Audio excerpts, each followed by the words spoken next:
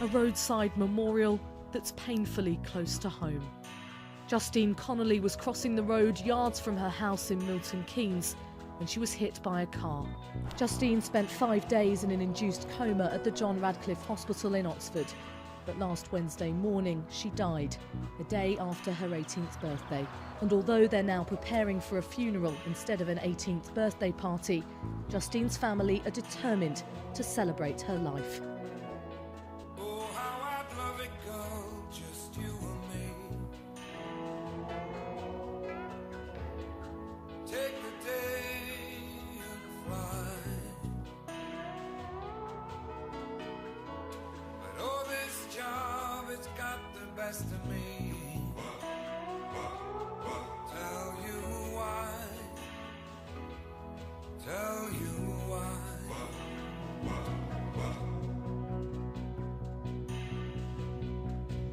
Somebody above me's in a desperate state. Some kind of urgency, the kind that won't wait. I say tomorrow, he say today, and the man in my head, well, he tell me no way. Get working.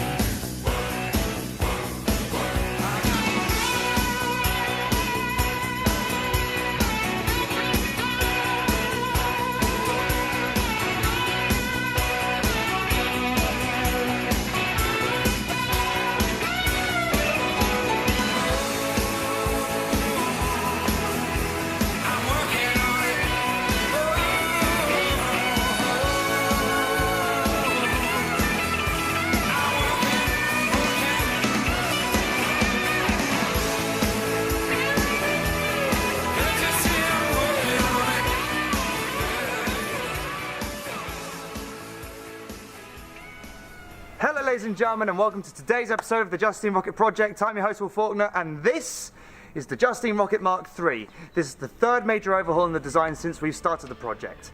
The main difference here is the transition and the nose cone. In the last episode, you will probably remember that the transition we had was wooden and it wasn't very good of a transition.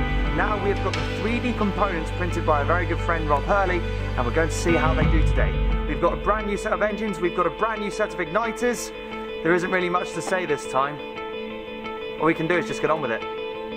Justine Rocket, fire in the hole! 3, 2, 1, launch!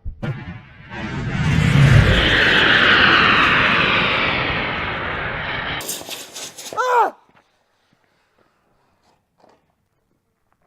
No! No! No! 2, 1, launch! Ah! Launch! Ah! Ah!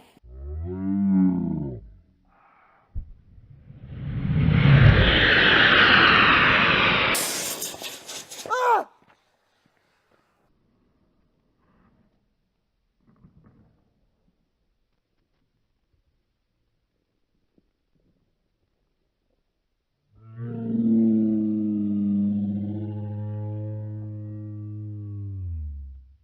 3, 2, 1, launch!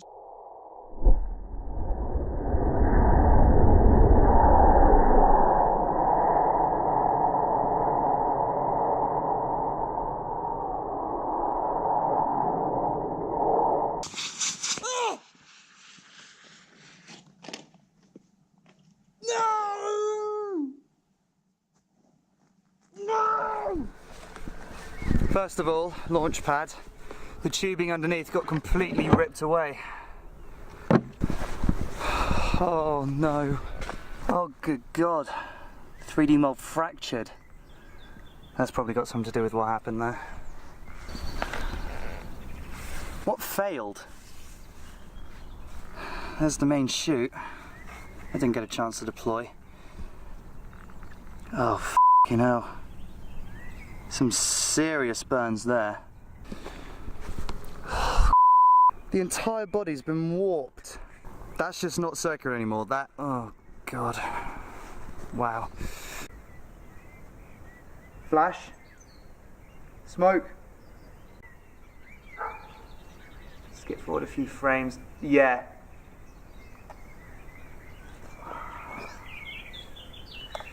I don't even need to see any other cameras. What we've got there, ladies and gentlemen, is conclusive evidence of what happened, and that is definite.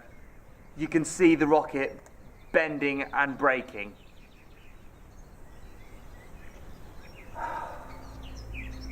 Three, two, one, lock!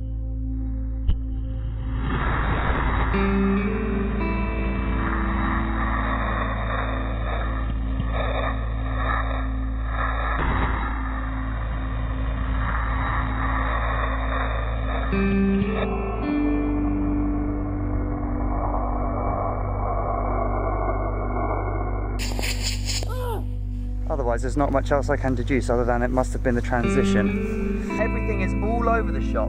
The rocket seems to be really wobbly. This line isn't a smooth arc. This arc is wobbly. This is awful. First of all, here are the numbers from the flight. These are the important ones. Here's a graph. Good. There we go. Science. I think what happened, very simply, is the transition failed. Engines fired, lower stage pushes upwards into the upper stage in transition. Transition, which as I said before has been 3D printed for the rocket, receives a tremendous load of force. But the trouble is that the material it's made out of isn't meant to take that kind of stress. So it starts to crack. That cracking means that the transition can now move about just a little bit. Not much, just a little bit, but a little bit is all you need. As the rocket accelerates, the top section wobbles, and wobbles, and wobbles, and just out of frame of all the cameras, the top section goes over a threshold and completely snaps back. So if you can imagine, it snaps back and the momentum carries it downwards. So at the end of the day, this boils down, once again, to me not thinking things through. I thought the transition would be strong enough, so did Rob. But at the end of the day, it was the material that failed. But anyway, ladies and gentlemen, it's time to wrap up the episode. If you have any thoughts about this flight, please leave them in the comments down below. If you enjoyed this episode, hit that like button. And for more Rocketry and the next episode of the Justine Rocket Project, hit subscribe. As always, I was your host, Faulkner. Thank you for watching, and we will see you next time.